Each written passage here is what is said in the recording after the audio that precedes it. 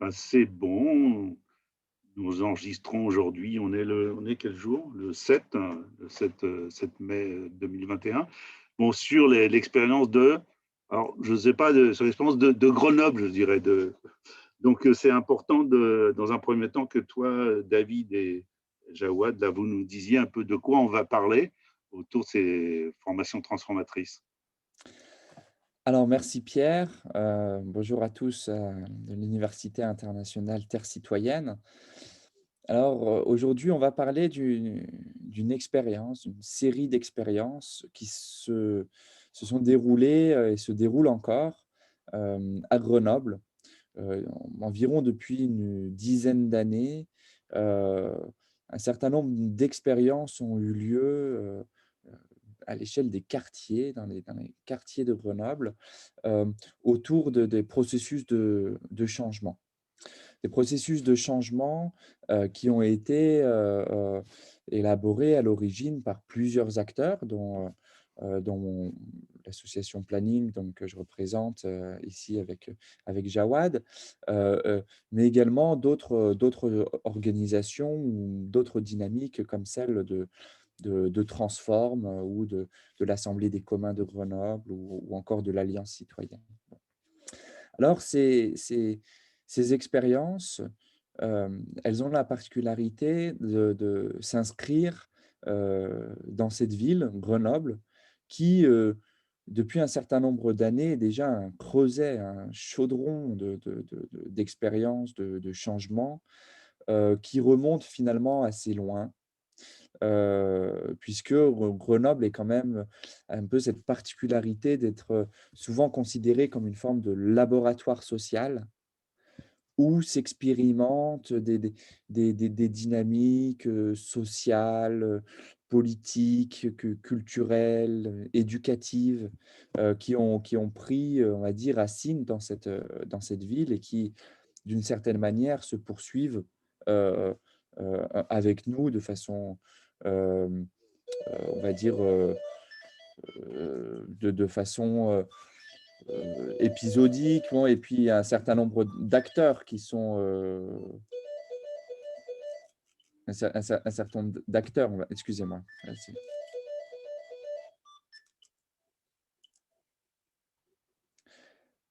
Donc voilà, excusez-moi, il y avait un coup de téléphone. Donc, ce que je voulais dire, c'est qu'on est Oui, coucou Julien, je une sais que tu es dynamique parmi désolé d'autres. parce que je te cherche un peu partout, donc voilà. Si tu as un message avant de venir en cours à 13h, rappelle-moi s'il te plaît, ça prendra 2 minutes. Voilà, je te remercie. Bonne journée, hein. Bisous. Alors, c'est les joies du... Ah. Donc, désolé. Donc, en fait, ce que je voulais dire, c'est qu'elles sont, donc ces dynamiques, en fait, elles s'inscrivent dans une histoire et on est évidemment des acteurs parmi d'autres. Euh, et, et, et qu'on s'influence également avec d'autres personnes, d'autres groupes qui sont basés dans notre ville. Et évidemment, on est toujours aussi très ouvert à des expériences qui viennent de d'autres villes en France, en Europe ou même à l'échelle internationale. Et il y a une grande porosité finalement entre nos dynamiques. Alors, euh, comment qualifier, on va dire, un petit peu nos expériences? Comment essayer de les circonscrire un petit peu? Mm. D'abord, ces expériences sont nées de l'expérimentation du community organizing. Le community organizing, ce sont des méthodes d'organisation collective qui ont été à l'origine développées par un sociologue américain dans la ville de Chicago qui s'appelle Saul Alinsky dans les années 30 aux États-Unis. Donc, des années 30 aux années 60, ils ont eu une grande importance aux États-Unis dans le travail d'organisation à l'échelle des quartiers américains, en particulier dans le contexte des villes américaines qui se sont ont accueilli en fait de nombreuses populations différentes, étrangères, immigrées, et dont l'analyse des sociologues à cette époque-là, en particulier les sociologues de Chicago, était que l'ensemble de ces processus, la croissance urbaine, l'industrialisation, l'immigration, entraînaient en fait des processus de désorganisation sociale. Et en réponse à ces situations-là, Solonitsky proposait une forme d'organisation sociale, donc d'organisation collective, pour recréer finalement une forme d'organisation sociale des habitants qui pouvaient, autour d'enjeux locaux, s'organiser pour essayer de défendre les intérêts et puis améliorer le quotidien. Et ces méthodes, finalement, ont de ça sont intéressantes. En tout cas, on s'y est intéressé il y a une dizaine d'années maintenant, en France, et on a cherché à les introduire, les réintroduire en France, de façon pratique, pas seulement théorique, de façon, expérimentée directement sur le terrain pour, heu envisager en fait, dans quelle mesure ces méthodes pouvaient nous aider, heu, parmi d'autres méthodes, mais en tout cas pouvaient, nous aider à à trouver de nouvelles façons, de nouvelles voies, de répondre aux défis, qui sont les nôtres, dans les quartiers. Donc, des phénomènes de pauvreté, des phénomènes parfois de violence, des phénomènes heu des fois de discrimination, des problèmes aussi matériels, de logement, différentes situations. Et alors, on a expérimenté ces méthodes sur le terrain, hem, qui consistent, pour rentrer un petit peu dans le sujet de ces méthodes, finalement à repérer des leaders sociaux, dans les communautés qui, en fait, ont une influence vis-à-vis, de leur entourage. C'est-à-dire qui, réussissent quand ils se mobilisent, finalement, ils entraînent avec eux, d'autres personnes et finalement, on se retrouve à que, commence à se produire un certain changement parce que ces leaders sociaux, heu heu, voilà, s'inscrivent un petit peu dans un processus. Évidemment, c'est jamais évident parce que où sont les leaders? La première question, c'est qui sont donc ces leaders sociaux? Comment les trouver? Comment les reconnaître? Et puis, ensuite, comment rentrer en contact? Et enfin, comment pouvoir leur proposer des formations pour, développer en fait des capacités, qui sont, des capacités, on va dire de changement démocratique.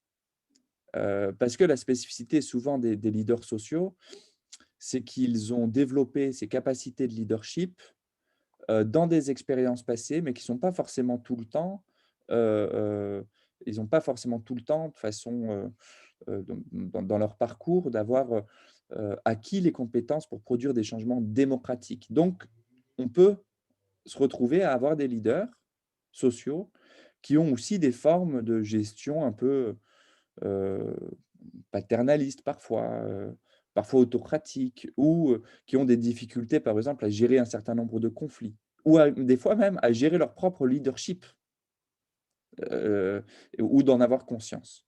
D'accord, d'accord. Bon. Voilà. Bon, Donc David, ouais. bon, je vois là, si tu veux, tu as présenté un peu, en tout cas, toi, peut-être que Jawad pourrait le compléter. Bon, le cadre, c'est-à-dire que moi j'ai bien compris que là, il y a un cadre historique avec Grenoble. Il y a aussi différentes.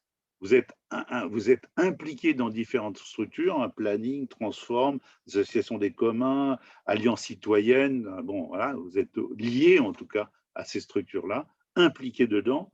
Et puis, bon, là, tu étais en train de développer l'aspect de l'importance qu'avait représenté Communauté Organizing il y a 10 ans, dont la réactualisation à Grenoble de cette pratique-là, et tout l'intérêt là bon, sur les leaders, etc.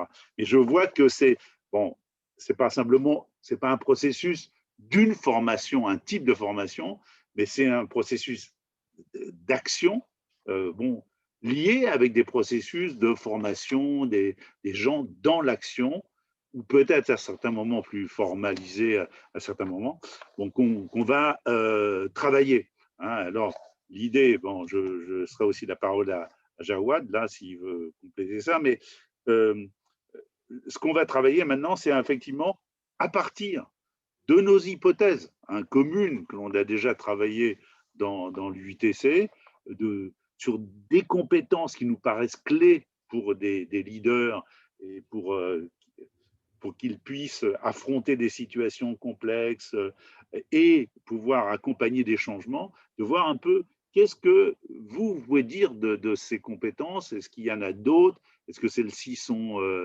pertinentes? Et en quoi elles sont pertinentes à travers des exemples que vous pouvez donner ou de dire, bon, nous faire apparaître d'autres éléments de compétences. C'est un peu le défi pour cet entretien interview. Alors peut-être que Jawad, si tu as d'autres choses à dire un peu sur ce cadre général, n'hésite pas. Moi, sur le cadre général, c'est peut-être un petit peu Et la qu'on puisse méthode. voir ta tête aussi, parce que là, vous avez, comme David, on a le front qui n'est pas tellement visible. Euh, on voit Parce vos que yeux, je mais sais pas. voilà, Ah, c'est d'accord, super. pardon. Donc, du coup, je voulais ajouter peut-être quelque chose, qu'on travaille beaucoup sur les quartiers populaires et on est amené à interroger les composantes socio-économiques et la domination de la pauvreté ou de la précarité dans ces quartiers-là. Et une des choses qu'on essaye de faire, c'est de dire ce qui fait aussi la pauvreté, c'est qu'on n'est pas acteur, en fait, unique. Ah Et oui. du coup, c'est un travail aussi qu'on essaie de faire, c'est de transformer les gens et ces savoirs, ces compétences, essayer de les faire fusionner pour devenir acteurs. Et c'est une des conditions pour sortir déjà de la pauvreté ou pour s'organiser. Quand on s'organise, on devient acteur et on a déjà un outil qui nous aide à lutter contre la pauvreté. Donc voilà, je voulais ajouter ça aussi sur la méthode. Moi, ça me paraît un point très, très important dans nos échanges. Tu vois, le fait de dire l'objectif enfin, c'est une capacité, c'est devenir acteur. Enfin, tu vois, je veux dire ça en tant que tel. Tout d'un coup, tu deviens acteur. T'es plus simplement dans la pauvreté. Enfin, je relève en tant que tel ce point qui me semble important. Alors moi, je vous propose de balayer, peut-être rapidement, puis s'il y a certains types de compétences, je dis ouais, bon, ça d'accord, mais nous, on les laisse tomber. N'hésitez pas à me le dire pour qu'on avance, parce que on peut sur chacune de ces compétences qui sont indicatives, soit vraiment les approfondir et Mhm. faire que Mais, ça sur mhm, une, mhm. Mais mais là, on essaie de. Vas-y, Pierre, avant de balayer, je veux quand même continuer un vas-y. tout petit peu le tableau D'accord, voilà, général. vas-y. Et on va rentrer ensuite dans les compétences D'accord, très bien. spécifiques. Pour juste compléter en fait un petit peu le tableau général. Mhm. Cette expérience de community organizing nous a beaucoup appris en fait sur euh, les méthodes de renforcement des capacités, du développement du pouvoir d'agir, un peu de l'empowerment, Mhm. de comment les gens deviennent acteurs, justement, de comment ils deviennent acteurs de leur propre vie, de changements qui Mhm. définissent eux-mêmes concernant ici une intervention sur le logement, ici une intervention sur les questions d'alimentation, ici sur faire face aux discriminations, etc., à partir de leurs propres expériences de vie. Ça, c'est fondamental. C'est que toutes ces méthodes n'ont pas cherché à venir prêcher une bonne parole, d'une analyse historique, politique, qui ferait que les gens seraient dans cette situation. Non, même si évidemment, ça peut être intéressant d'avoir ces analyses. Là, c'était pas prêcher une bonne parole, c'est chercher à partir dans les ressorts des habitants, sur quel sujet ils souhaitent se mobiliser, et cetera, et c'est fondamental dans les méthodes. Ce qu'il y a, c'est quand finalement, ça a créé cette grande organisation qui s'appelle l'Alliance citoyenne, qui existe encore à Grenoble et qui rassemble des centaines et des centaines de personnes. Ce Mhm. qu'on a remarqué assez rapidement, d'un point de vue méthodologique, c'est que des campagnes d'action d'habitants qui s'organisent sur leurs intérêts, etc., produisent un certain nombre de petites victoires qui sont Mhm. importantes parce que on célèbre ces victoires, etc. Et des fois, il y a des échecs aussi, évidemment, il faut les dire. Mais on avait finalement assez de mal à transformer les politiques publiques en tant que telles. Or, il y a un enjeu fondamental que non seulement les habitants, les citoyens se mobilisent, mais que ça produise du changement également au sein des structures, au sein des institutions, sur quelles sont les priorités. Voilà. Alors, il y a eu des changements dès 2014 avec la nouvelle élection d'Éric Piolle, où évidemment toute notre dynamique dans les quartiers a contribué à cette aspiration citoyenne d'Angola. Donc il y a eu des changements sociopolitiques, mais en termes de politique publique, on a eu un certain nombre de difficultés, notamment liées aux rigidités des politiques publiques. Et finalement, il y a une difficulté d'intégrer véritablement et d'écouter véritablement les intérêts qui s'exprimaient des groupes organisés. Et là, c'est pour pointer cette difficulté-là, on a essayé de développer d'autres méthodes autour de l'advocacy planning, de la planification, en disant alors, qu'est-ce que serait une forme de planification des politiques publiques qui soit démocratique et stratégique?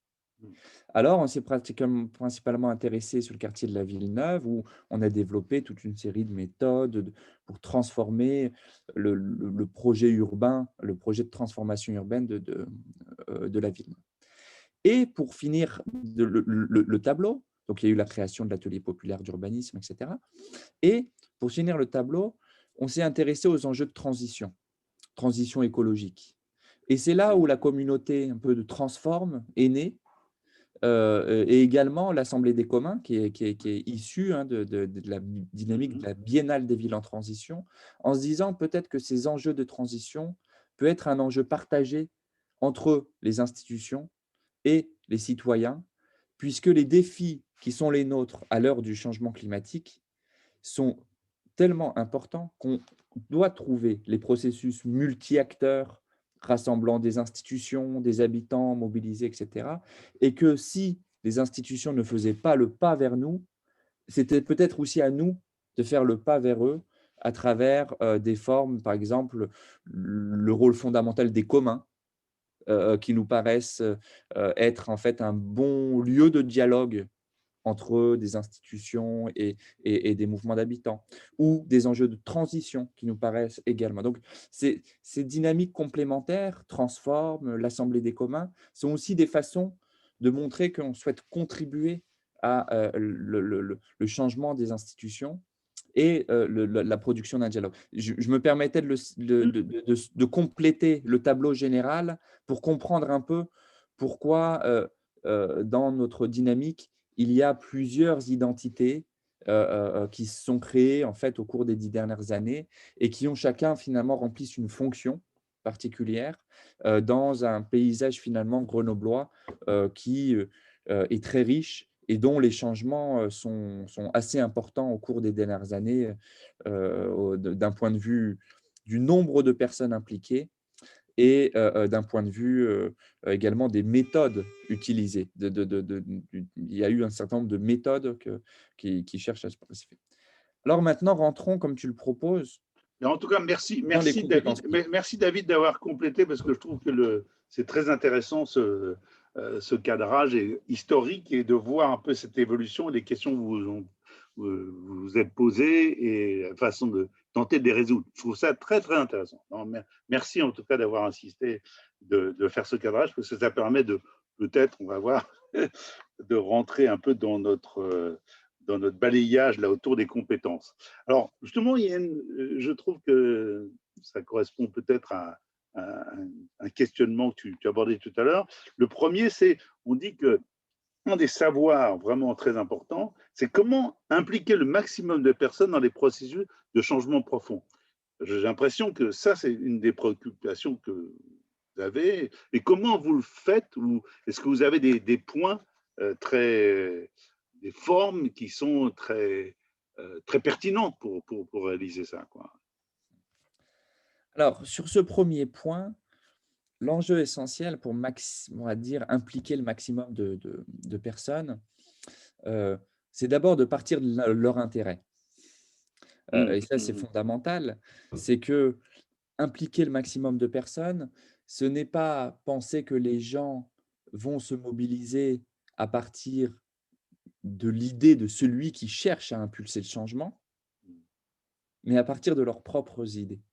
Et ça nécessite en fait des compétences importantes parce que ça veut dire qu'il faut se décentrer sur si moi je considère par exemple qu'actuellement dans la société, heu, l'enjeu, principal, c'est, la, hem, la différence de revenus entre les riches et les pauvres qui ne cesse de grandir, et que j c'est quelque chose que je tiens à cœur, qui est fondamental pour moi, c'est cette préoccupation sur le peut-être que, pour les gens, ce n'est pas ça, ce n'est pas là-dessus qui vont se mobiliser.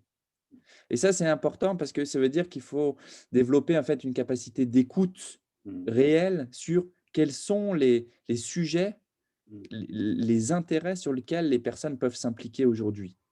Voilà. Donc ça, c'est une première dimension, c'est que ça nécessite pour impliquer le maximum de personnes, de être non pas sur ses propres intérêts, de celui qui cherche à impulser le changement, mais être centré sur l'intérêt des personnes.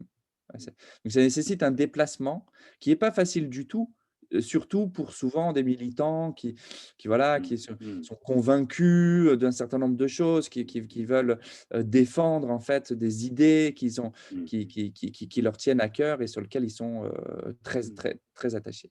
Ça, c'est une première dimension. Deuxième Mais dimension. je pourrais simplement te dire, justement, c'est une capacité à se décentrer soi-même et être à l'écoute des gens. Et tu disais des intérêts, moi je dirais par quoi ils sont affectés. Mmh. Je trouve que Tout à fait, c'est par quoi ils sont affectés dans leur vie réellement, quoi. Je trouve tout à que fait, c'est une formule que j'aime bien, moi. tout à fait. Ok. Donc pour illustrer, par exemple, ça nous a amené en fait à découvrir que, en fait, tout simplement, un certain nombre d'habitants trouvaient que les écoles étaient relativement, dégradées, Mm, en particulier dans les quartiers. Et ça, c'était pas quelque chose, nous, on avait en tête, en fait, mm, au départ. Et on l'a découvert voilà, en discutant avec les gens et cetera. Et puis finalement, on a découvert que, c'était un tel sujet que ça nécessitait des plans d'investissement très importants dans la ville qui finalement ont réussi à être faits, dans le dernier mandat. La moitié de l'investissement public sont allés dans les écoles. mm, 66 millions d'euros dans les écoles. Pourquoi? Parce qu'après, un siècle, 50 ans, 60 ans de construction d'écoles, il y avait besoin de ces investissements. Et ça, c'est vraiment des choses qui ont émergé, on va dire, de la population, de leur intérêt. Et ça impliquait beaucoup de personnes, cette question de l'école. Alors, il y a une dimension là-dessus, sur impliquer le maximum de personnes, c'est la capacité à tisser des relations. mm, mm, Il s'agit de développer en fait des capacités où on tisse des relations. On est des tisseurs de relations au quotidien, alors des relations qui peuvent être très, au départ, on part de pas grand-chose, de petites, relations, quotidiennes sur, comment ça va, voilà, la vie sur le quartier, et cetera. Et mais petit à petit qui à travers ces relations, en fait, on cherche à justement à comprendre, mm, heu, ce sur quoi les gens sont affectés, comme tu as pu le dire, ou leurs intérêts, mais également peut-être aussi leurs valeurs, mm, leur cadrage. Et quels sont les cadrages? Je pense souvent, par exemple, aux populations, dans nos quartiers, on a un certain nombre de populations musulmanes et souvent, en fait, on méconnaît trop, le cadrage qu'ils peuvent avoir. C'est-à-dire les valeurs, mm, qui font que sur certains sujets, ce sont des sujets fondamentaux. Et si on n'est pas capable de l'entendre, ben, finalement, bah, les personnes ne se retrouvent pas vraiment impliquées dans nos campagnes. Et les moments où on est vraiment capable de l'entendre, et ben, je pense par exemple à tout ce qui s'est passé autour des dynamiques autour des femmes musulmanes. Tout ça est né de la compréhension que, les femmes musulmanes étaient plus discriminées, que d'autres. Qu'elles étaient plus mises à l'écart pour le travail, pour et cetera et tout. Du coup, des travaux spécifiques ont été faits, dans cette direction-là pour mieux comprendre cette situation et finalement trouver, comment s'impliquer. Bon, alors ça, c'est la première, c'est la capacité à tisser des relations et c'est une Mmh. multitude de relations puisque les gens sont très divers. Mmh.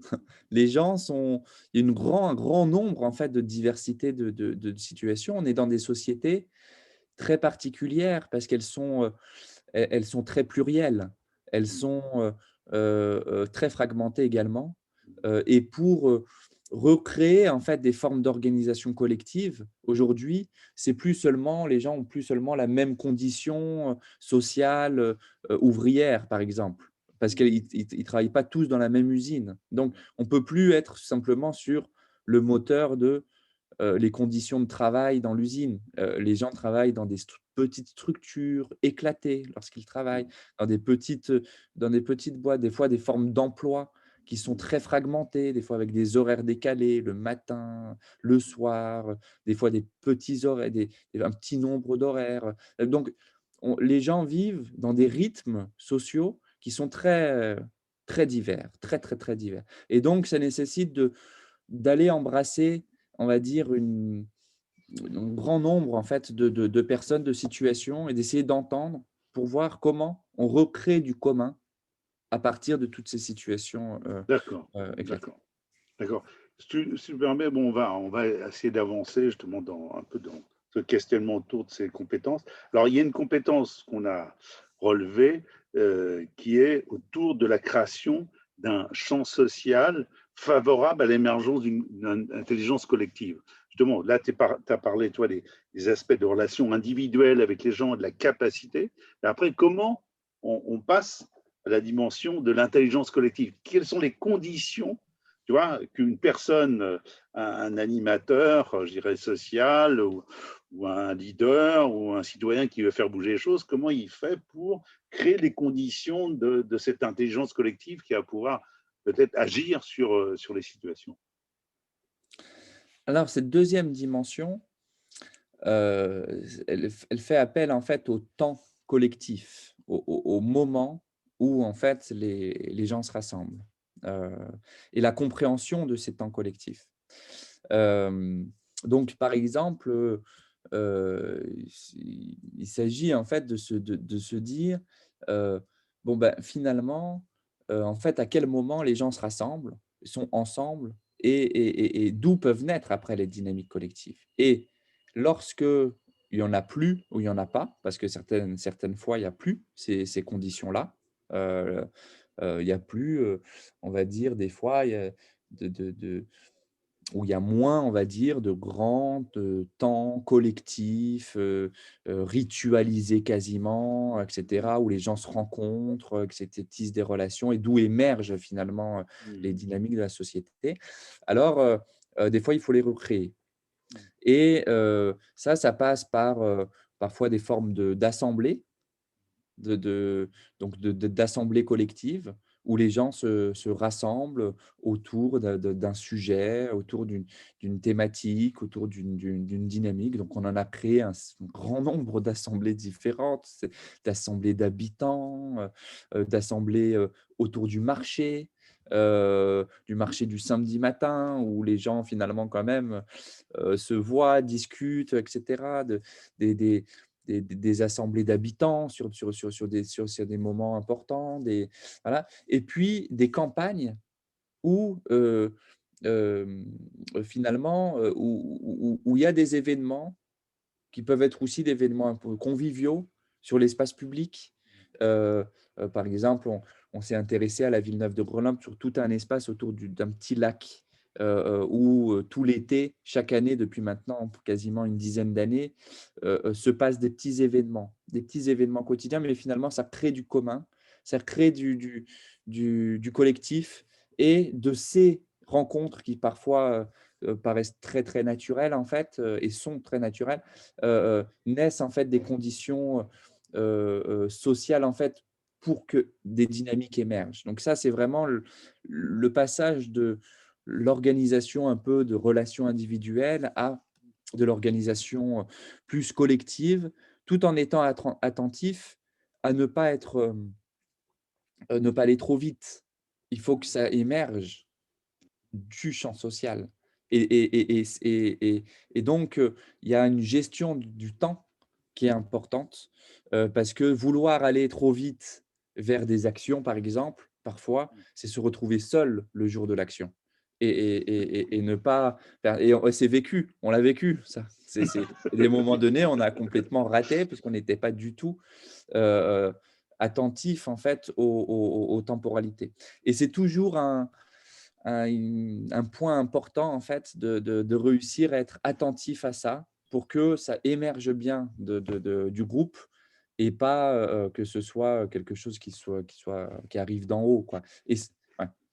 Alors, mais tu vois, sur l'intelligence collective, tu as la capacité, tout d'un coup, ensemble, on a vécu ce genre de moment où tout d'un coup, ah, il y a une idée, tout le monde, bon, tout d'un coup, se rallie à cette idée.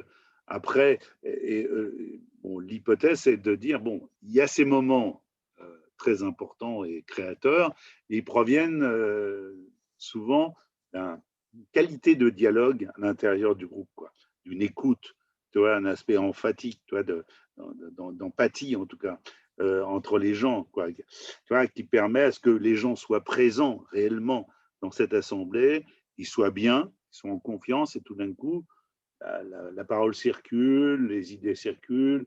Enfin, c'est peut-être des fois pas la première réunion, c'est la deuxième ou la troisième. Tout d'un coup, bah, il y a une qualité, un flot, je dirais, d'idées et de relations qui fait que d'un coup, il y a de l'intelligence collective. Tu vois. Et ça, créer ces conditions-là, c'est un art quelque part. Un art individuel, mais peut-être collectif. Hein. C'est un peu l'hypothèse que l'on fait, quoi, tu vois. Oui, oui, oui, tout à fait. Là, j'étais en fait même en amont de ça. Oui, Si en amont. même en J'ai bien amont noté, oui, tout à fait. même en amont de ça, Oui, oui, oui, oui. il y a en fait une attention à avoir de quels sont les rythmes Ouais, ouais, ouais. collectifs, et du coup, même en amont. Alors une fois qu'on est vraiment dans des processus où ça y est, un groupe a émergé, un groupe s'est constitué, sur un sujet, sur ça et cetera. Effectivement, là, il y a tout un travail de de de de de développer une qualité d'écoute qui est essentiel, parce que des fois ça part dans tous les sens, hein. Et réussir à, en fait, à réintroduire un un dialogue, de haute, de haute intensité finalement. Mhm. C'est voilà ça et c'est vrai que c'est à ces moments-là que émergent les idées du groupe. Le et tout l'enjeu, c'est de réussir à faire en sorte que les idées émergent du groupe. Parce que finalement, quand l'idée émerge du groupe, ensuite, elle est portée collectivement. Et Ah, donc, il faut réussir à trouver, à générer les conditions pour que l'idée émerge, voilà. Et c'est comme ça que, par exemple, a émergé l'idée du référendum d'initiative citoyenne, voilà, qui a été une grande aventure, à la Villeneuve de ces dernières années, qui a rassemblé des centaines de personnes où, à un moment donné, dans le groupe, parce qu'il y avait, le mouvement des gilets jaunes et tout ça, il y avait tout un les gens étaient influencés par ça, tout ça et et finalement, à un moment donné, les gens ont dit: «Mais et si on faisait un référendum?» Voilà et là, ben, finalement, en fait, cette idée a prise et les gens se sont mis mais si on revient, en fait, sur comment émerge l'idée, elle émerge parce qu'il y a une qualité au sein des entre les personnes qui sont, qui s voilà, qui s'est constituée. Il y a de la confiance, il y a évidemment, il y a de l'écoute, il y a de l'empathie, il y a de la prise en compte, en fait, aussi des émotions, de chacun et et puis, du coup, à un moment donné, bon, ben, voilà, il y a une idée et cette idée-là, et ben, ensuite, elle est portée collectivement et les idées qui émergent du groupe, vraiment, c'est celles qui finalement créent les dynamiques. Celles qui sont un peu, voilà, elle a été suggérée, mais finalement, c'était un petit peu au détour d'une rencontre, ou celles qui sont, souvent on voit arriver dans les groupes, bon, bah, des gens qui ont des agendas politiques, hein, qui viennent et qui disent: «Bon alors, il faut mettre ça à l'agenda, du groupe, et cetera et tout». Bon, bah, à ce moment-là, c'est moins le cas. Mais c'est aussi le cas, par exemple, des coopératives d'habitants. Là, c'est un sujet très actuel. On est en train d'envisager de la création de coopératives d'habitants. Cette idée de coopérative d'habitants, elle n'aurait pas pu émerger avant. Parce que souvent, les gens disent: «Mais pourquoi, on n'y a pas pensé avant?» Parce que le groupe n'en était pas là, et ça n'avait pas émergé comme un besoin ou quelque chose d'évident. Les idées qui prennent sont les idées qui deviennent évidentes, et on dit: «Ah oui, c'est ça qu'il faut faire», et c'est un phénomène assez particulier. Alors, Bon, il y a cette capacité vas-y. à repérer, mais parce que c'est peut-être un petit peu même avant, c'est nous, on s'est beaucoup intéressé à la dimension des colères. Oui, alors là, c'est un point, si tu veux, c'est le quatrième point, mais tu peux l'aborder maintenant. Ouais, Vas-y, comme ça. Moi, je voulais juste revenir sur une vas-y. petite chose, peut-être que sur laquelle, vraiment de refaire un petit retour dans le travail sur la temporalité. Un des axes importants, c'est d'être présent au quotidien des gens. Parce que sinon, ça ne fonctionne pas. Donc, on est très présent dans le quotidien des gens et on interroge beaucoup. En fait, là, on travaille dans la Villeneuve, et la Villeneuve, c'est un quartier qui est, comme beaucoup de quartiers populaires, qu'on appelle un interlieu. C'est un quartier qui n'est pas très bien connu. On ne sait pas trop parce qu'on n'a pas les outils pour connaître, parce que ça ne fonctionne pas. Et une des seules manières de connaître ce qui se passe dans le quartier, c'est de faire appel à la mémoire collective. Et donc, de parler avec les gens, d'interroger. Et ça, on voit que ces quartiers qui sont mis à distance, ils sont mis également à distance par les politiques elles-mêmes, qui vont prêter plus attention à la mémoire singulière et à des outils qu'ils connaissent. Et du coup, ils ne font pas une lecture du quartier. Et nous, on est présent dans le quotidien des gens, on interroge cette mémoire collective, donc on se saisit aussi des réalités, de ce qui se passe, et ce qui fait que les gens peuvent venir à nous plus facilement, et on peut provoquer aussi cette intelligence collective. Chose que si la mairie veut faire comme nous des réunions, ça ne marchera pas, parce qu'il y a une temporalité à faire dans ce genre de quartier. Donc, une présence, une écoute des Une personnes, reconnaissance aussi. une connaissance, je veux dire, des savoirs locaux, une remontée de savoirs locaux, etc. Mais ok, très, c'est un complément. Alors bon, très bien. Bon, on repart sur les colères. Alors sur l'importance de toucher, sentir les colères, c'est ce qu'on avait mis comme compétence, hein. Ouais, bon, et et de les faire exprimer. Enfin, bon. Tout à fait. Alors, ça a été vraiment quelque chose qui a été assez central dans le community organizing. Ouais. C'était de se centrer sur cette émotion qui est si particulière, de la colère. Mm. Et, ça d'ailleurs, on nous a beaucoup reproché. C'est quelque chose où on nous reproche beaucoup.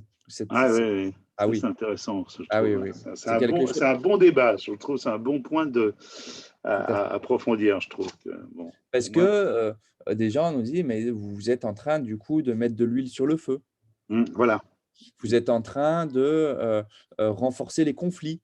Vous Voilà, êtes en voilà, voilà. train de, créer du conflit». Très Hein, bien, très, très bien. Et ça rejoint, toi, ça, c'est un point important, je trouve. Ça rejoint toute la problématique, si tu veux, process work, la méthode process work qui met en évidence, en disant, il faut brûler son bois, les conflits sont des éléments importants pour créer du changement et d'énergie. Mais ça, bien c'est sûr, intéressant par rapport bien à sûr. tout ce débat vis-à-vis des considérations de communication non violente, etc., d'apaiser, etc. Ça, je Tout pense à fait. que ça, c'est un point Non, important. c'est un aspect central, et nous, d'un point de vue méthodologique, dès le départ, c'était un choix, de pourquoi? Parce que, la colère, finalement, c'est une énergie, qui peut être un moteur d'action et de changement très important.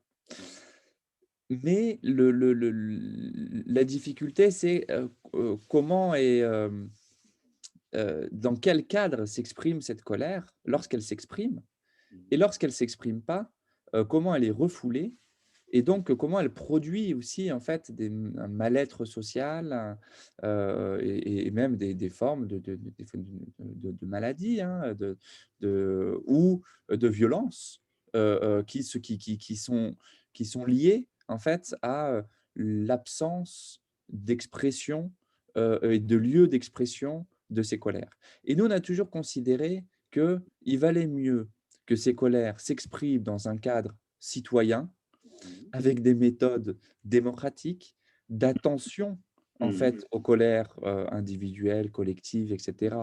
Et pour trouver ensuite les formes de résolution des conflits, plutôt De, que de laisser ça en fait à de transformation des conflits, moi je dirais. Mais enfin, oui, de résolution et de transformation des conflits, plutôt que de laisser ça simplement à la sphère individuelle, à chacun de gérer sa colère, chacun chez soi, etc. Ce qui est généralement pas vraiment le cas, et dont une partie, par exemple, de l'utilisation parfois de drogue ou de produits addictifs, etc., sont liés en fait à des façons de résoudre que les gens trouvent pour résoudre en fait la façon de résoudre leur colère.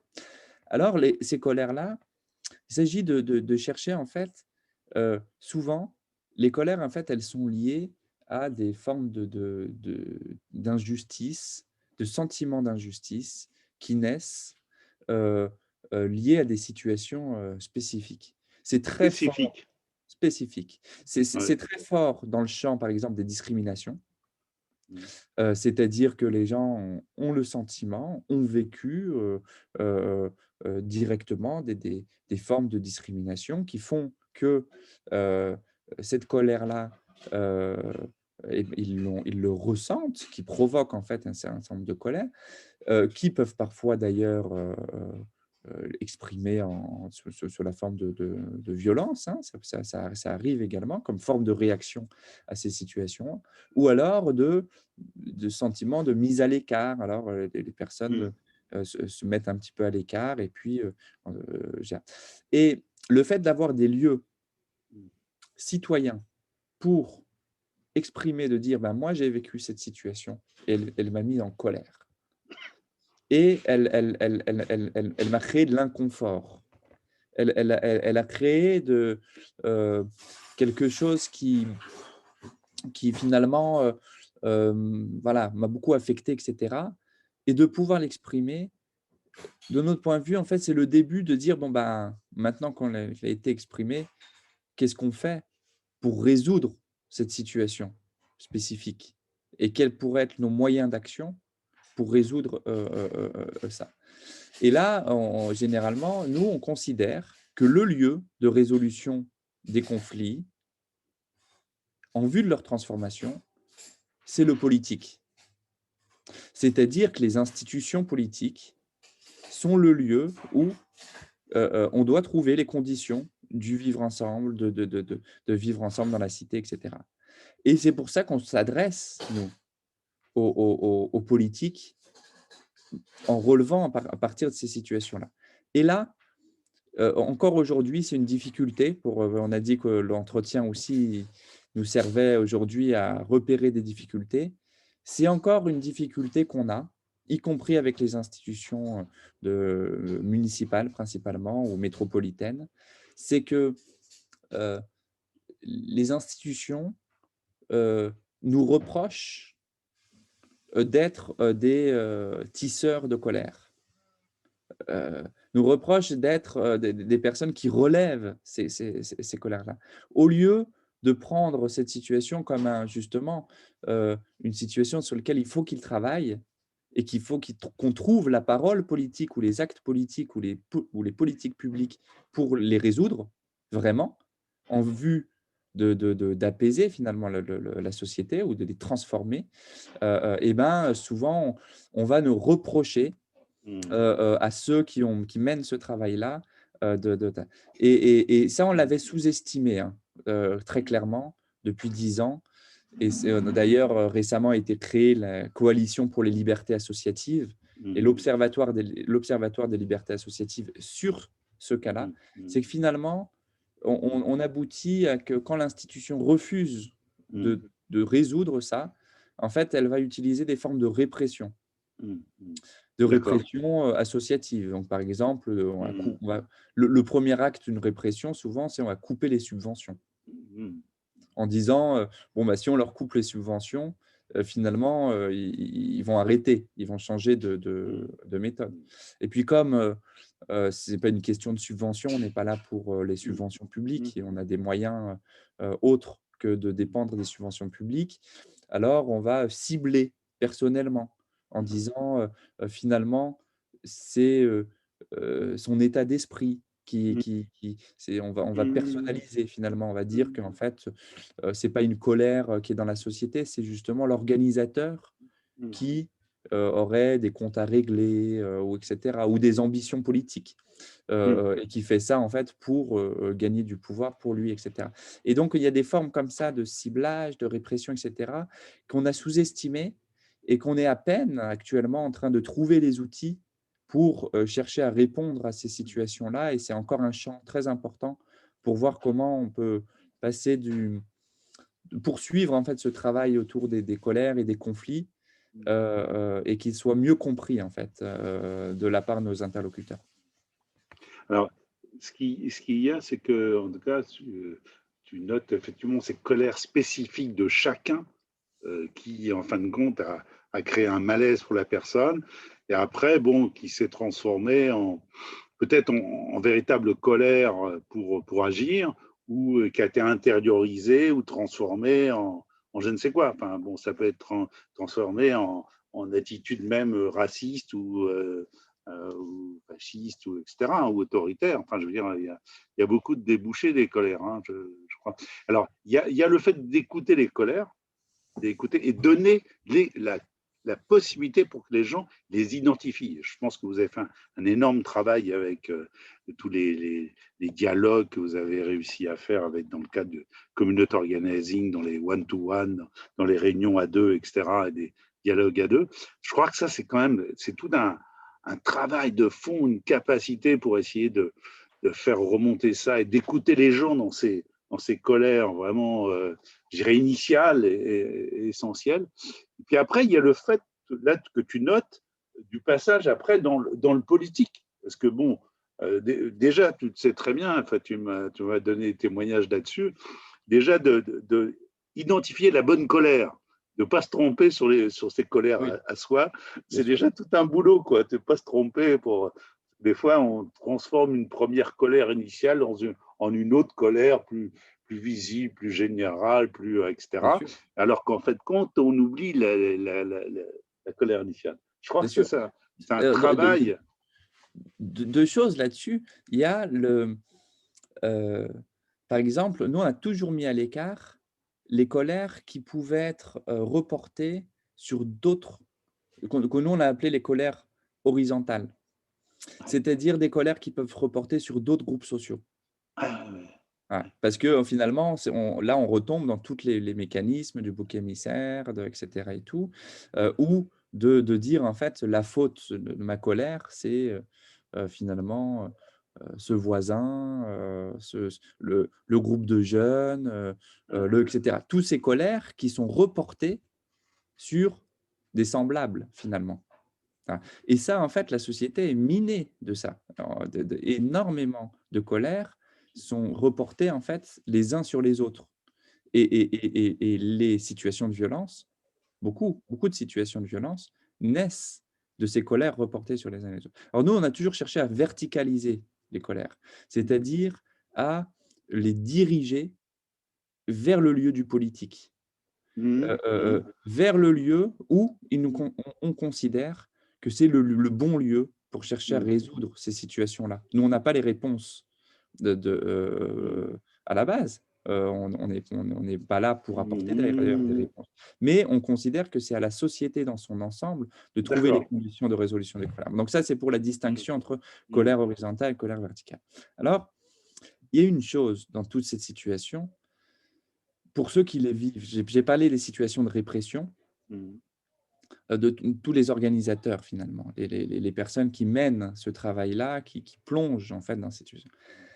il y a une capacité très importante à avoir et qui est un long travail, long cours, c'est de pouvoir en fait diriger son attention sur déjà nos propres colères à nous, Voilà. c'est-à-dire de bien se connaître là-dessus Oui. et d'avoir fait un travail suffisamment, nécessaire pour pouvoir, déjà, comprendre, parce qu'on ne peut pas comprendre chez l'autre le Mmh. mécanisme si on ne l'a pas identifié chez soi. Mmh. Et du coup, Mmh. d'être, en capacité finalement de, d'accueillir en fait ses propres émotions, d'être centré sur nos propres besoins, et nos propres limites également. Mmh. C'est-à-dire qu'il y a des moments donnés, il y a des situations où on ne peut pas en fait, rentrer donc on a pu, vivre des situations très, très problématiques, hein, je pense par exemple à l'été dernier, on parlait de situations où il y a eu des situations de violence, très, très, très, très fortes, hein, suite au confinement, heu, où il fallait se retrouver à gérer des situations très conflictuelles, et il y a des moments donnés, il faut bien se connaître pour savoir jusqu'où on peut aller et là où on ne peut pas aller. Et parfois, on ne peut pas aller surtout. Il y a des situations qu'on n'a pas pu travailler parce qu'on n'avait pas les capacités ou on sentait nos propres limites Mmh. pour plein dans de domaines différents. Donc, Mmh. c'est aussi la capacité, en fait, à, à être attentif à soi, Mmh. Mmh. à ses besoins, Mmh. et en fait, à comprendre, en Mmh. fait, pourquoi, en fait, on est là et qu'est-ce qu'on fait. Allez, et souvent, alors, d'autres personnes vont, se représenter notre rôle parce qu'on on devient un peu, un personnage public, hein, quand on fait ça comme, comme activité. Les mouvements qui mènent ce type d'activité-là ou les personnes qui mènent ce type d'activité comme celle qu'on fait, qui développent ces méthodes, ils tissent des relations avec énormément de personnes, beaucoup donc ce sont des relations publiques, hein. Donc on devient en fait un personnage, on va dire dans le et évidemment, il y a une partie en fait de l'image qui va être portée sur nous, qui ne nous appartient pas, qu'on peut pas contrôler. C'est, soit parce que des acteurs politiques vont chercher à les réutiliser, les récupérer et cetera. On devient en fait un enjeu pour un certain nombre de situations.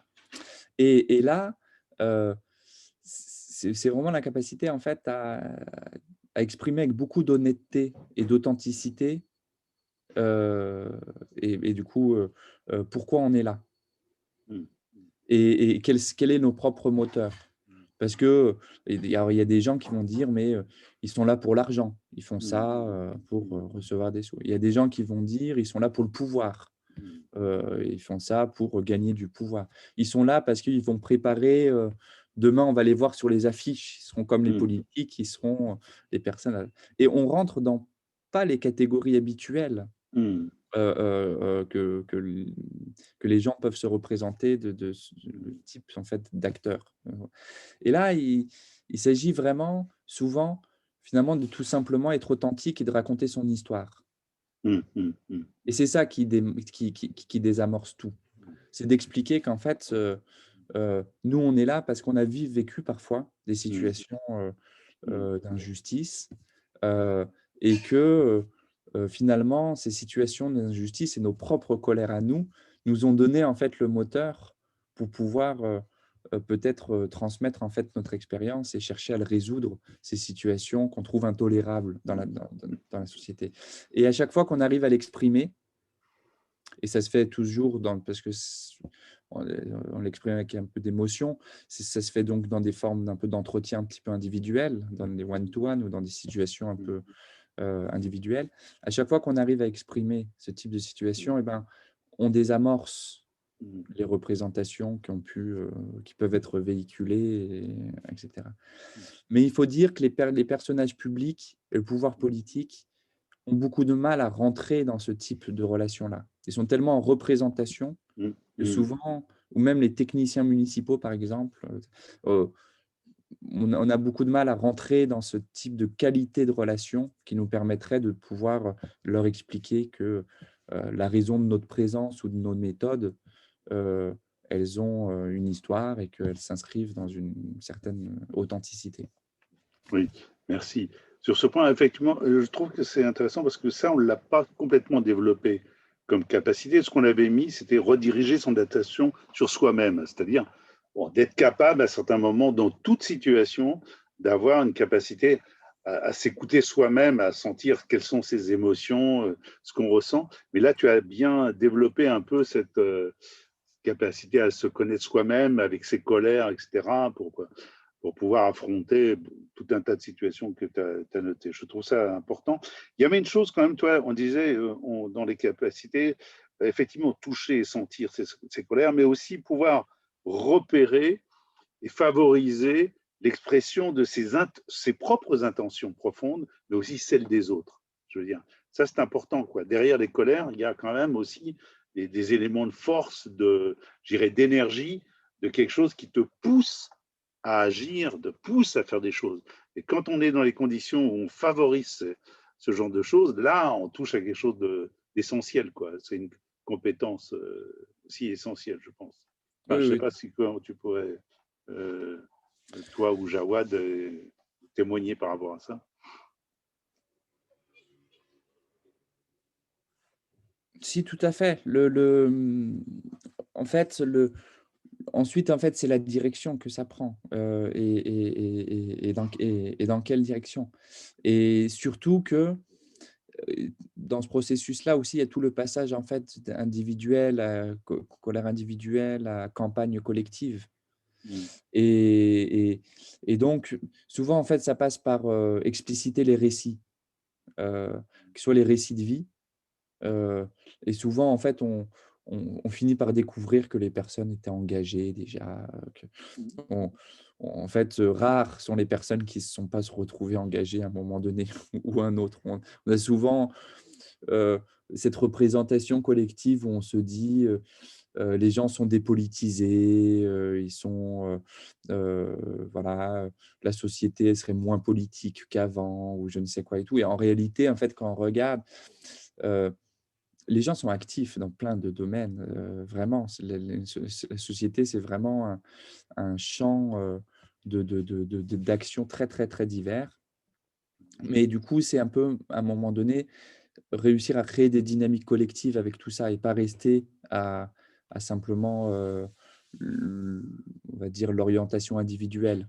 Et du coup, repérer les intentions, faire en sorte que ces colères, en fait, soient maîtrisées, c'est-à-dire qu'on ne tombe jamais. C'est difficile, hein, des fois, il y a des crises, des situations limites qu'on a pu repérer, qu'on est obligé de retravailler après, avec des leaders, des fois, qui vont beaucoup trop loin, et voilà, il y a eu ces situations, évidemment. Mais de réussir à voilà, les retravailler et puis surtout de les remettre dans un cadre collectif. Parce que là, on crée en fait non plus simplement une histoire individuelle, un récit individuel, mais également, même si elle est prise en compte, mais également en fait une force collective qui s'exprime dans la société, qui, qui cherche à produire du changement. C'est là où peut éclore en fait un changement qui n'est plus simplement un changement individuel, même si il y a quelque chose de l'ordre aussi du changement individuel là-dedans, mais qui produit en fait un changement ou qui cherche à produire un changement qui se veut collectif. Et alors, on avait, tu vois, il y a deux capacités qui sont liées quand même. C'est celle de capacité de transformer positivement des situations conflictuelles, quoi, interindividuelles ou collectives, etc. Et puis aussi celle, bon, en disant que ça demande d'accueillir les émotions, de pouvoir repérer les propres besoins, ce qu'on a dit, mais aussi voilà. Bon. Et aussi, le fait aussi de travailler et de conduire des actions dans des situations complexes. C'est très lié, quoi. Enfin, je veux dire, c'est des compétences qui sont liées. Mais bon, tu as abordé la question des conflits en disant, en fin de compte, bon, il y a des aspects des colères qu'on transforme, en fin de compte, je dirais, en conflit collectif en lien avec le politique. J'ai entendu ça en tout cas. Bon, est-ce que sur la question justement de comment transformer positivement les situations conflictuelles, est-ce qu'il y a des choses que vous faites? Est-ce que vous avez des choses vous pensez que c'est vraiment une compétence que vous avez acquise ou collectivement aussi, parce que une dimension collective autour de ça? Parce que c'est quand même la vie collective, c'est les conflits quand même, hein, dans les groupes, avec le politique, avec tous les acteurs, quoi. Donc, comment vous faites autour de ça? Est-ce que vous avez des éléments de méthode, d'approche et des choses qui sont vraiment des compétences que vous travaillez? Moi, je dirais que c'est encore une grande marge de progression qu'on a à développer. Évidemment, en fait, on cherche à les transformer positivement, puisqu'on cherche à que ces conflits, on trouve les propositions acceptables par tous qui permettraient en fait de trouver une situation intermédiaire qui convienne en fait à plusieurs acteurs qui vont parfois s'affronter hein, fortement et des groupes sociaux qui, par exemple, il y a un conflit à la Villeneuve, qui est un conflit qui a fini par se créer, bon, qui a des racines, tout ça et tout, mais entre les locataires et les propriétaires. Les propriétaires, en tout cas des propriétaires, reprochant à des locataires de vivre d'une telle manière où ils provoquent une dévaluation de leurs biens. Mm. Alors, il y a ce conflit. Mm. Et déjà, la première étape de ce conflit, c'est déjà de reconnaître que l'autre peut être légitime, y compris le propriétaire qui cherche à défendre son bien. Et donc, de faire rencontrer, déjà ça, des personnes qui n'ont pas le même intérêt et qui vont s'affronter dans un certain nombre de cas. Des fois, s'affrontent dans une réunion publique, hein, mais ensuite de créer les conditions pour finalement être attentif sur aussi déconstruire les représentations. Il y a des propriétaires qui sont solidaires des locataires, par exemple. Donc déjà, ce n'est pas tous les propriétaires, c'est certains propriétaires. Il y en a d'autres qui ne sont pas sur ces positions-là. Ensuite, il y a les locataires, souvent, ne sont pas responsables du tout de la dévaluation du bien. La dévaluation du bien, il est lié en fait à plein de situations diverses et variées, et que souvent, ce n'est pas là.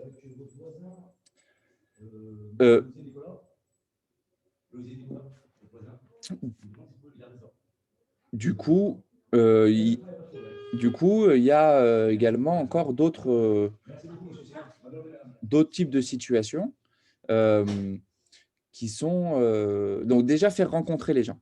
Ça, c'est une dimension importante, en fait, parce que pour transformer positivement une situation, il faut déjà que les gens se rencontrent. Et des fois, ils ne veulent pas se rencontrer. C'est fou. Des fois, les gens ne veulent pas se rencontrer. Ils restent sur leur… Ensuite, c'est essayer d'évacuer en fait tous les biais qui arrivent dans les situations de conflit. C'est les situations de bouc émissaire, les situations de victimes, d'agresseurs, les rôles dans lesquels les gens se mettent vis-à-vis de ces situations. Et ça, c'est pareil. Il faut réussir à les retravailler, à repérer qu'est-ce qui est en jeu dans le… Donc, ça nécessite un peu des séances spécifiques pour essayer de repérer tout ça. Mais vous faites ça, alors vous faites des séances comme ça et n'hésite pas, Jawad. Tout à l'heure, là, tu voulais. J'ai vu que tu avais mis ton micro ouvert. Hein. Interviens, vas-y, hein, s'il y a des choses. Moi, Et en tout cas, comment vous faites ta part? Vas-y. Moi, c'était simplement de dire aussi qu'il y avait des conflits par manque de connaissances aussi, ou alors par image. les images qu'on pose aussi dans les quartiers populaires, parce qu'on travaille dans les quartiers populaires, sont une source aussi de colère de la part des habitants et une source de conflit. Et de ne pas oublier que les villes et les unités urbaines qui la composent sont déjà des lieux où s'affrontent des forces de destruction et de création. Donc, si on met plus en avant les forces de destruction qui sont à l'œuvre et toutes les problématiques des quartiers, en oubliant aussi qu'il y a aussi de la créativité et des choses positives, on crée des situations qui font comme les propriétaires vont s'opposer aux locataires. Donc, changer aussi l'image du quartier en émettant aussi une réalité différente, c'est aussi d'essayer de résorber les colères ou de les anticiper au moins. Très bien, très bien. Mais ça reste en fait un champ encore où on a encore beaucoup à apprendre, à travailler sur ce. En tout cas, nous, ce qu'on est convaincu, c'est que ça ne sert à rien de les mettre sous le tapis. Voilà. Et déjà, en fait, réussir à les appréhender, voire même des fois les susciter. Hein, on suscite en fait des conflits. Mais on est encore assez, on va dire, on réfléchit à une structure. Par exemple, récemment, on réfléchissait à une structure qui serait créée spécifiquement là-dessus. Ah oui. Sur le besoin, en fait, d'avoir une structure là dans notre, voilà, dans nos entourages, qui soit spécialisée là-dessus. Pourquoi? Parce que Pour finalement, travailler sur les situations conflictuelles. ouais, C'est ça? mais spécifiquement, que soit son objet même, et qu'il y a un objet identifié, un nom d'une structure identifiée là-dessus, etc. Parce que finalement, ce qu'on remarque, c'est que nous-mêmes, on a été entraînés en tant qu'acteurs, on va dire. Donc, des fois, vis-à-vis de certaines situations, lorsqu'on arrive, on nous demande d'agir pour résoudre telle situation, finalement, une autre partie va dire oui, non, mais eux, ils sont impliqués, regardez tous ces liens qu'ils ont, ça c'est l'Alliance citoyenne, ça c'est ci et ça et ça. Donc finalement, on aurait certainement besoin d'une structure qui soit vraiment intermédiaire Ah oui, oui. et qui se crée en fait autour de cette question-là spécifiquement. Ce sera peut-être une des dimensions de Transform aussi, qui est en cours un peu d'émergence. Ça fait 1 an maintenant, un peu plus, que Transform a émergé. Donc, il y a cette volonté aussi que Transform joue cette fonction.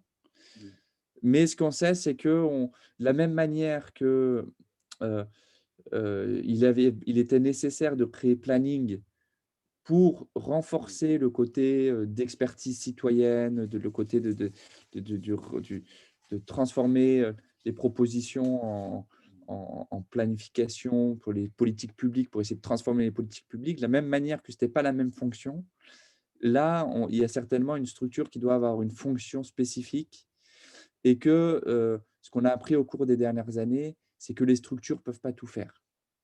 D'une part, parce qu'elles sont limitées en ressources, parce qu'elles sont limitées également en moyens humains, et que surtout, elles ont besoin d'être identifiées. Ça rassure les gens qu'une structure ne soit pas sur trop de domaines en même temps. Et donc là, il y a certainement un besoin qu'on a repéré, voilà, à bon entendeur, sur ce type de résolution de conflits. Ah oui, c'est une structure un peu facilitatrice sur ces questions-là, j'ai entendu. On va avancer. Alors, il y a un point qui me paraît, moi, très, très important, enfin, qu'on a identifié, c'est la capacité de travailler aussi avec ses ennemis. Donc, les gens que l'on n'aime pas, les gens avec lesquels on n'a pas confiance, les gens qu'on considère comme des adversaires peut-être politiques ou je ne sais quoi. Est-ce que vous travaillez ça? Est-ce que vous êtes attentif à cette question, à cette dimension que nous, on a notée? Et comment vous faites, quoi? Et comment vous faites? Ça m'intéresse. Comment vous développez cette capacité-là, quoi? Jawad, tu veux répondre? Moi je dirais que plus il y a d'acteurs sur un territoire et plus ce territoire est riche, parce que ça permet de multiplier les outils d'analyse et les méthodologies.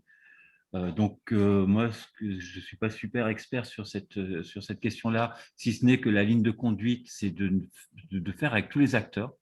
Et c'est un des objectifs du commun. C'est déjà le plus compliqué, c'est de mettre tout le monde autour de la table et d'essayer de définir un objectif tous en commun.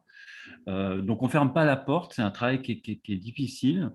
Et moi, j'ai cette approche-là de voir la richesse du territoire par les acteurs qui le composent, quel que soit cet acteur-là. Moi, je pense que cette dimension de travailler avec ses ennemis, avec des guillemets, évidemment, c'est une dimension essentielle pour faire société et pour essayer de réduire en fait les fractures qui existent entre les acteurs, et y compris en fait à dépasser en fait les animosités qui ont pu se produire dans certaines situations, les trahisons, toutes ces situations-là qui sont la vie quotidienne, hein, voilà, de nos organisations, de nos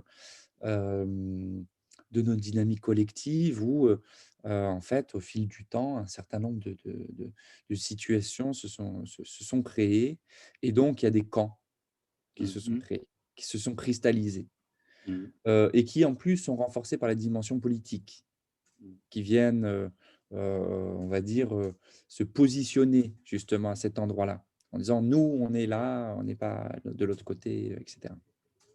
Et des fois, ça peut être des ennemis, heu,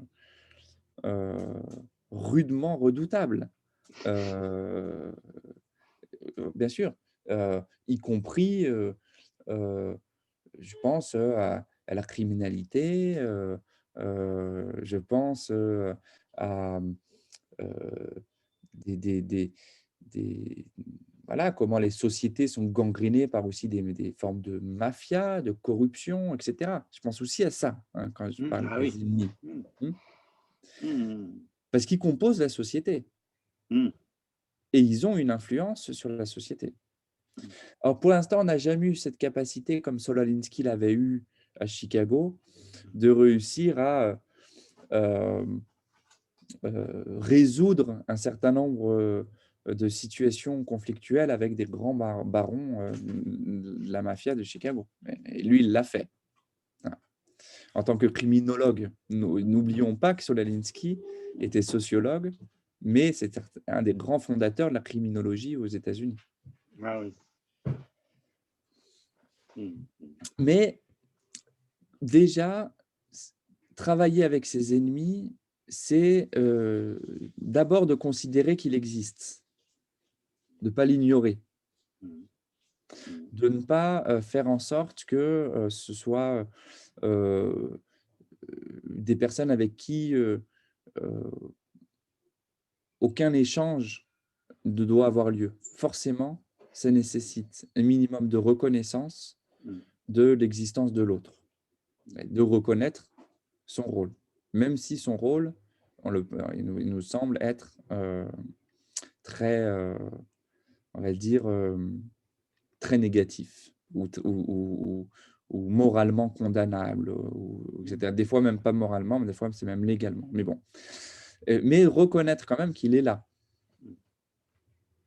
et ça déjà, c'est déjà une première étape. Mmh. Parce que souvent, en fait, les ennemis, on les ignore, on les déconsidère, et cetera. Mmh. Après, c'est réussir à rentrer quand même en dialogue, c'est-à-dire s'ils sont là autour d'une table, à ne pas se lever en disant, «Moi jamais, je me mettrai autour d'une table avec ces personnes-là». Voilà. Et ça, c'est aussi le cas, par exemple, il y a des gens qui nous reprochent, ils nous disent: «Mais vous êtes trop proche de la ville de Grenoble, vous êtes trop proche des institutions». Vous jouez le jeu des institutions, et cetera. Et puis de l'autre côté, les institutions, ils disent: «Vous êtes trop loin des institutions». Donc c'est marrant parce que chacun va, heu reprocher en fait à l'autre sa position, son positionnement. Mais accepter que l'autre peut avoir ce positionnement et qu'il a cette liberté, à dire, de se positionner là où il a envie dans la société, évidemment avec certaines limites, mais c'est déjà en fait un premier pas et d'accepter. Donc par exemple, nous on a toujours accepté toutes les invitations, à jamais refusé une invitation. Toutes les invitations, on les a acceptées. Pourquoi? Parce qu'il nous semble important que si l'autre nous invite, même si on n'est pas d'accord avec lui, il nous invite à dialoguer, y compris de groupes politiques très éloignés. Hmm. Mais on y est allé pour comprendre en fait quel est justement où il veut en venir et de voir comment on peut non pas changer, on va dire, mais en fait reconnaître l'autre et puis faire un pas vers l'autre. Il nous semble que c'est vraiment le début pour trouver peut-être des situations qui sont intermédiaires, qui soient ou des propositions qui soient acceptables par tous. Mais c'est très difficile, hein. C'est très surtout émotionnellement, parce qu'on est toujours travaillé en disant: «Bon, quand même, On peut, est-ce qu'on on n'est peut, pas en dire- train de se compliquer?» on peut dire que ça, c'est un chantier en tant que tel, tu vois, à approfondir, je crois. C'est-à-dire comment faire pour travailler avec des gens qu'on n'aime pas, etc. Qu'est-ce que ça veut dire? Dans quelles conditions?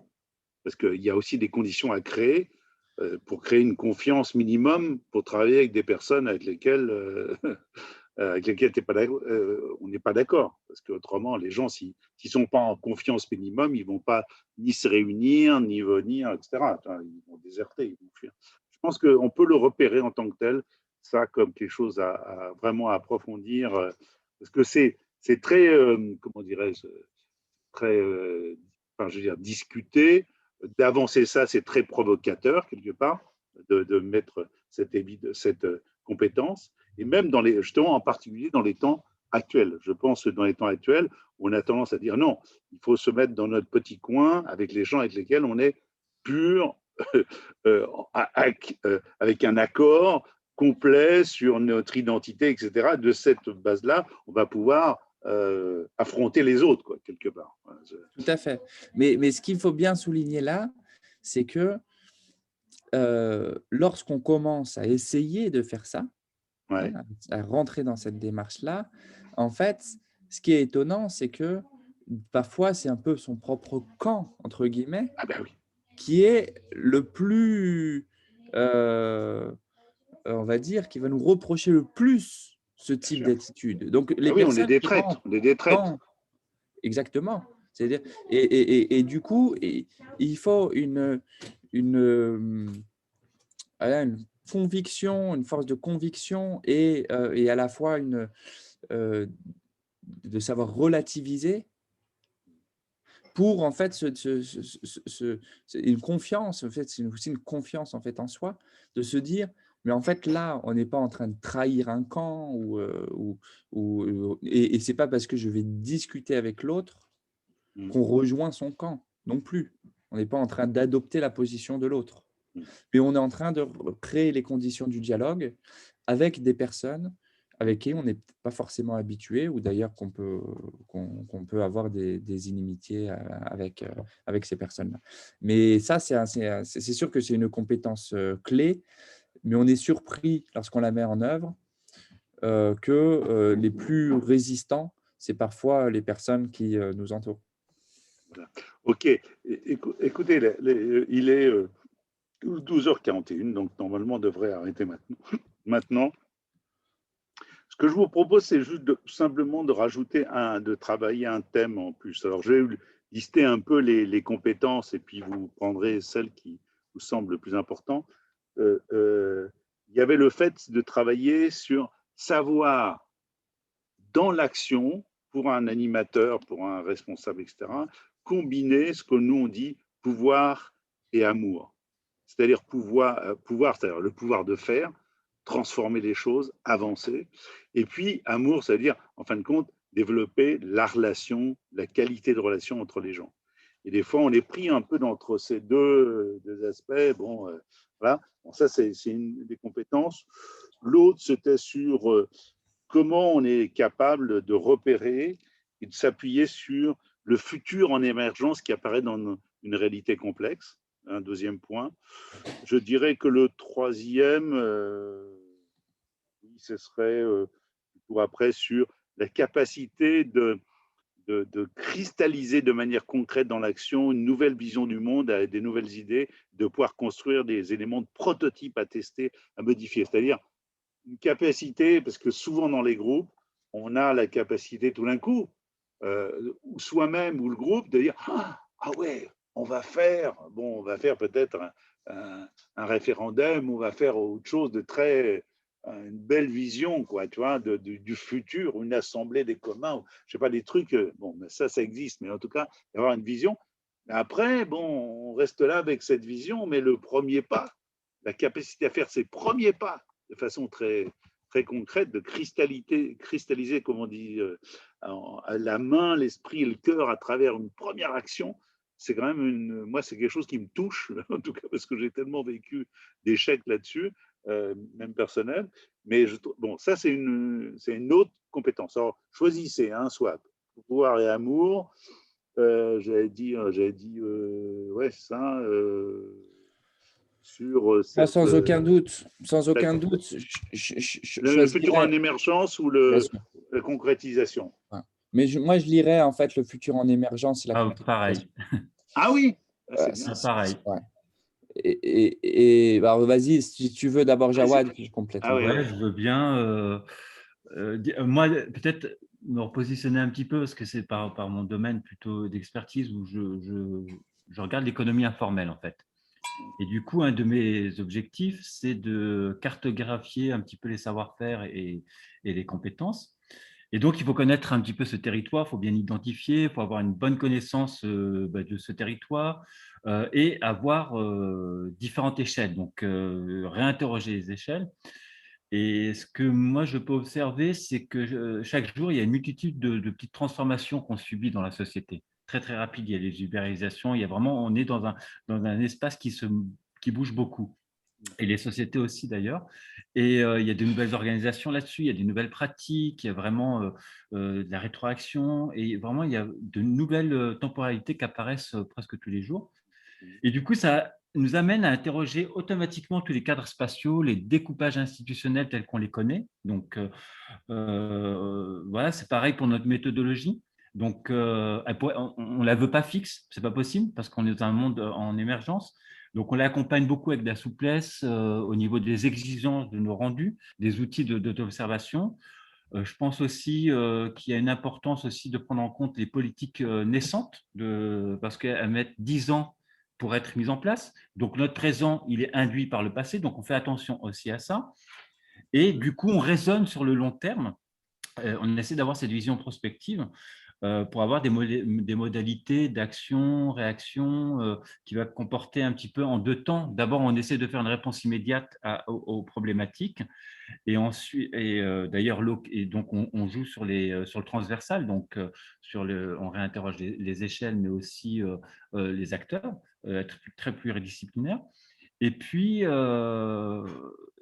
après, sur un deuxième temps qui est beaucoup plus long, en fait.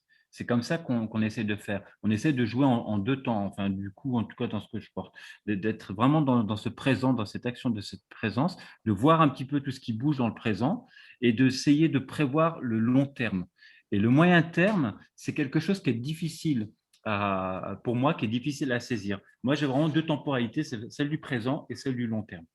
Donc, voilà pour moi. Moi, je serais aussi là-dessus, sur le lier en fait l'action, le prototypage, l'action concrète et le futur en émergence. Parce que depuis le début, en fait, on a toujours lié vraiment l'aspect méthodologique et l'action.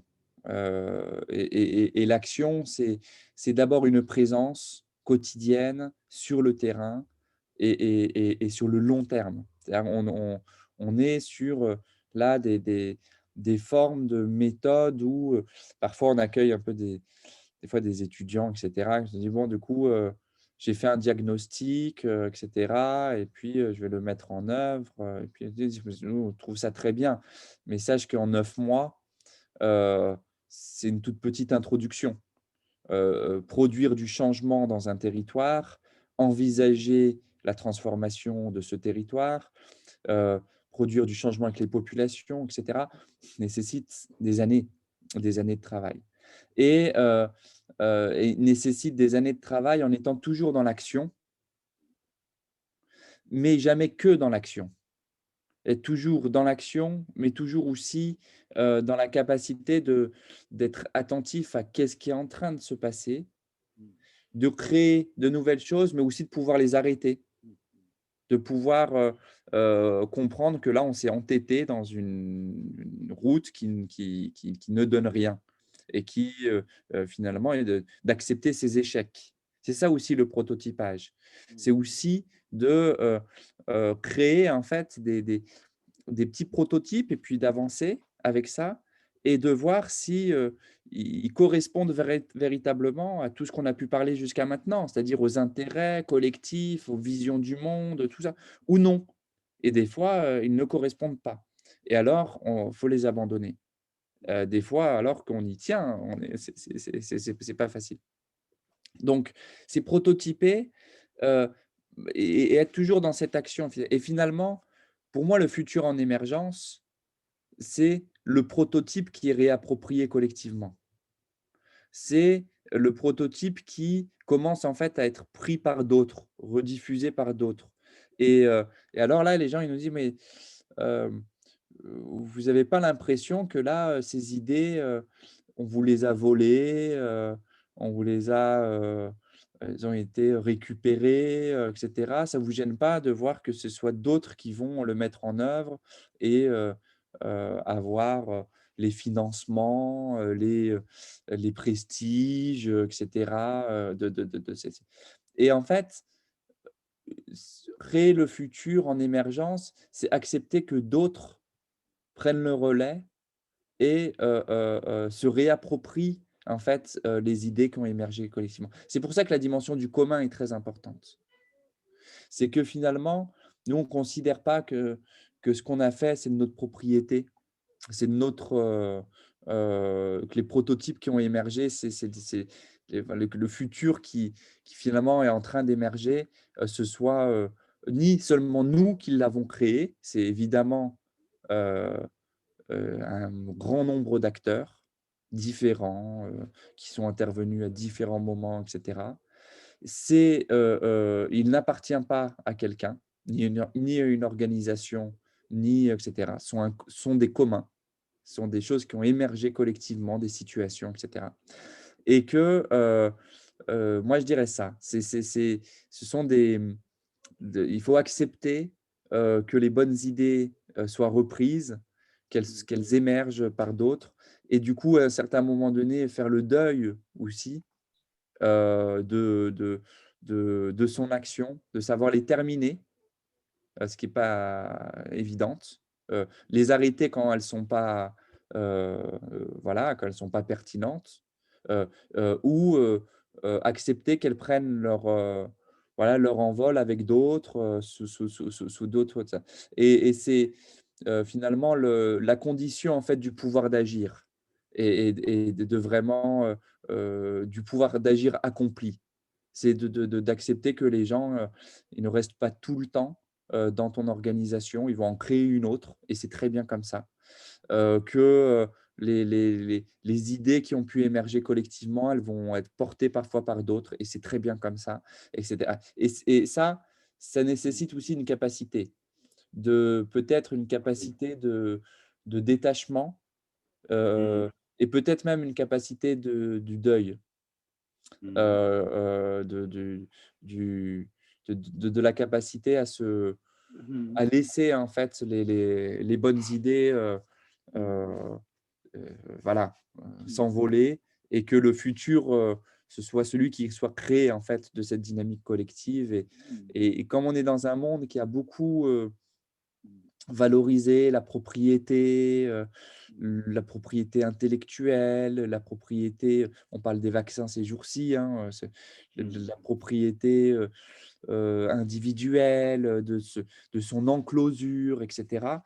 Le Voilà, la capacité au contraire à enlever ces barrières-là et d'être dans le don, d'être dans une forme Mmh. de don, eh ben, c'est peut-être C'est une capacité en tant que peut-être telle. une capacité en tant Mm. que telle. Mais je trouve que ce point-là, c'est à relever. Je trouve que la capacité pour un leader, etc., en même temps, bon, souvent, c'est des leaders, justement, s'ils sont leaders, c'est parce qu'ils ont une capacité à repérer le futur en émergence. Tu vois, souvent, tu vois, c'est des gens qui, tout d'un coup, dans une situation complexe et difficile, tout d'un coup, la personne, ah, mais enfin, il repère ça, et tout d'un coup, il donne une voix.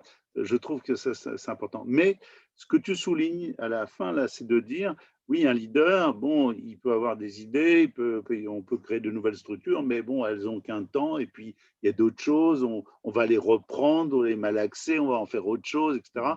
Et quelle est la place de ces personnes, leur existence propre, et aussi l'existence un peu du groupe, là, bon, qui peut être valorisé, mais tout ce jeu de l'existence personnelle et puis du groupe, c'est un point important.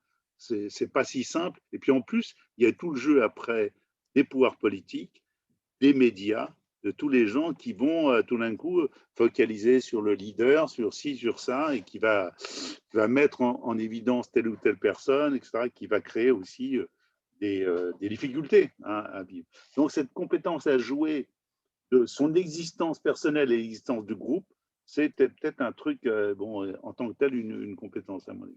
Oui, Bon, attends, ouais, Pierre, vas-y. sur ce truc, sur ce dernier truc-là, Ouais, moi, ouais, si je le liais au mmh, futur en émergence, ouais, ouais, ouais, c'est que c'est en fait, c'était pour aller évidemment, il y a la capacité à repérer le futur en émergence. Là, ouais, je prends un exemple, à un moment donné, il y avait eu un reportage, très dur sur Envoyé spécial, sur la Villeneuve, regardez, une zone de non-droit, et cetera et tout, et la capacité des habitants, organisée évidemment, mmh, mais ça a été retrouvé de dire: «On va créer nos propres médias» et maintenant, on a mmh, depuis, plusieurs mmh, années un média local, qui est un journaliste à plein temps sur le quartier, qui en est à son 50e numéro, qui a interrogé tout le monde et cetera et qui a fait un travail exceptionnel de mmh, bon, ça, ça a été à un moment donné la capacité à voir dans la situation qui était des fois une situation de crise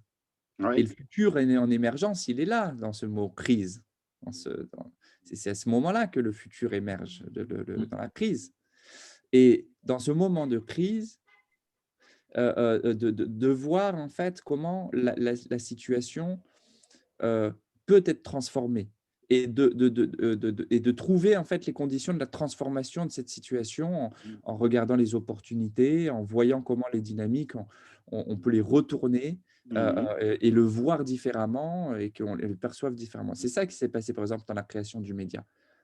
Mais par contre, ce que j'ajoutais par mmh, rapport au futur en émergence, mmh, c'est une fois que ça a émergé, mmh, la capacité à la laisser vraiment mmh, émerger,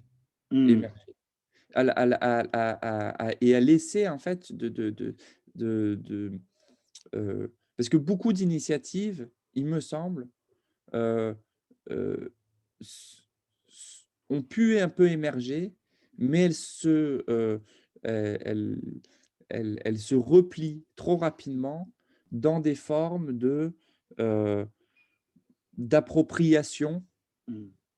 par certains de la dynamique collective, du D'accord. bien collectif. Parce qu'on fait émerger une Mmh, dynamique de notre, mmh, groupe et à un moment donné, ça va susciter en fait l'intérêt parce que mmh, c'est comme, je veux dire, mmh,